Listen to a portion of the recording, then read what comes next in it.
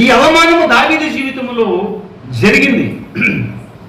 ఇలా జరుగుతున్నప్పుడు దావీదుకి ఆవేశం లేదా, కోపం లేదా అంటే ఉంది.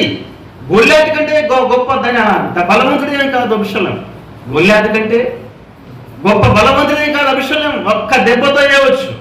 సింహము కంటే బలవంతుడు కాదు, ఎలుగుబంటి కంటే కూడా బలవంతుడు కాదు. ఎలుగుబంటిని, సింహాన్ని, గొల్యాతుని చంపిన దావీదు ఇక్కడ సొంత బిడ్డ ఎదురుమలినప్పుడు అవమానంగా భావించి తల దించుకొని వెళ్ళిపోతున్నాడు. ఏడ్చుకుంటూ వెళ్ళిపోతున్నాడు, అవమానం భరిస్తూ ఏడ్చుకుంటూ వెళ్ళిపోతుంటే ఒక్క వార్త విన్నాడు దావీదు. ఒక్క వార్త తన చెవున పడింది. ఏమిటి ఆ వార్త అంటే 31 వచనం.